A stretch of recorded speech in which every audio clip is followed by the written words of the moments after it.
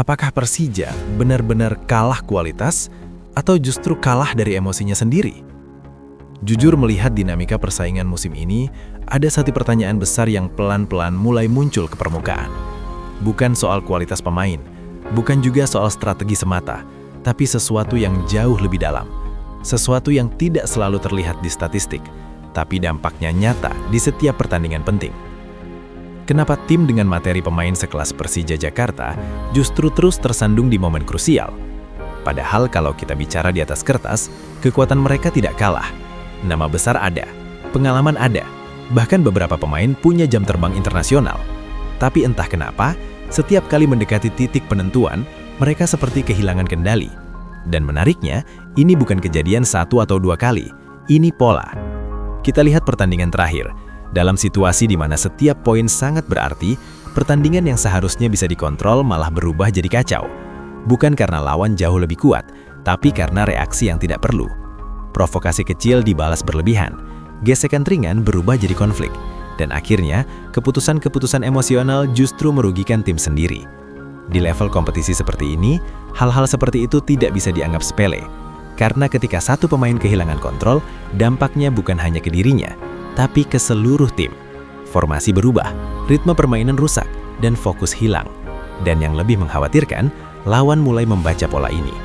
Mereka tidak harus selalu menang secara taktik, cukup memancing emosi, dan Persija bisa runtuh dengan sendirinya. Ini yang jadi pembeda paling nyata jika kita bandingkan dengan Persib Bandung. Secara materi, bisa dibilang tidak jauh berbeda, tapi secara pendekatan, ada satu hal yang sangat kontras, kontrol emosi. Persib bukan tanpa masalah, mereka juga pernah terpancing, pernah frustrasi. Tapi bedanya, mereka tidak membiarkan emosi itu berlarut-larut menjadi kebiasaan. Ada proses pengendalian, ada perbaikan, dan disitulah peran pelatih jadi sangat penting. Seorang pelatih bukan hanya menyusun strategi di papan taktik, tapi juga membentuk cara berpikir pemain, mengajarkan kapan harus menekan, kapan harus menahan diri, dan yang paling penting, bagaimana tetap tenang di tengah tekanan. Karena di fase perebutan gelar, pertandingan bukan lagi soal siapa yang paling hebat menyerang, tapi siapa yang paling kuat bertahan secara mental. Kalau kita tarik lebih jauh, masalah ini juga mulai terlihat di dalam tim Persija sendiri. Gestur antar pemain, komunikasi yang kurang sinkron, bahkan momen di mana pemain berani menunjukkan emosi ke rekan setimnya di lapangan. Itu bukan sekedar kejadian biasa, itu sinyal. Sinyal bahwa ada yang belum sepenuhnya solid, bukan secara teknis, tapi secara emosional. Dan efeknya bisa menjalar kemana-mana, termasuk keluar lapangan. Ketika tim kalah, yang disalahkan seringkali individu, padahal sepak bola adalah permainan kolektif. Contohnya saat penjaga gawang muda mereka harus menerima kritik setelah kebobolan. Padahal jika dilihat lebih dalam, masalahnya bukan hanya di garis akhir. Ada proses sebelum itu yang gagal, ada organisasi pertahanan yang tidak berjalan, ada pemain yang kehilangan posisi, tapi yang disorot justru satu orang. Disinilah letak ironi dalam sepak bola modern, ketika kegagalan tim menjadi beban individu. Sementara di sisi lain, Persib Bandung justru menunjukkan hal yang berbeda.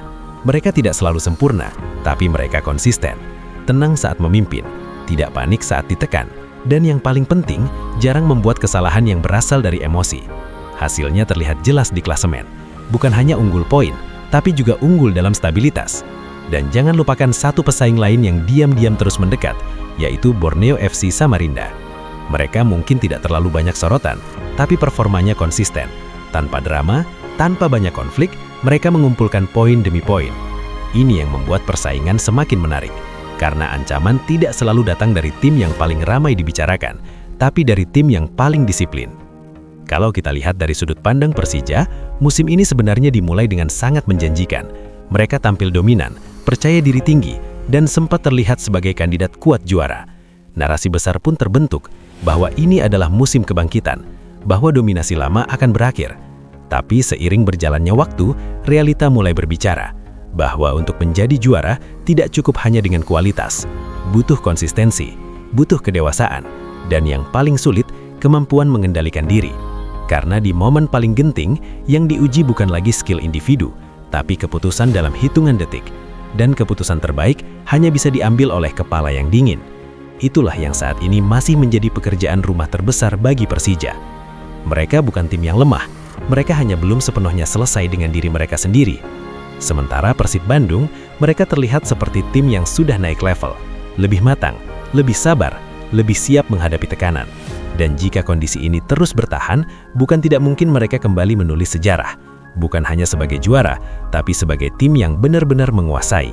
Karena pada akhirnya, sepak bola selalu kembali ke satu hal paling jujur.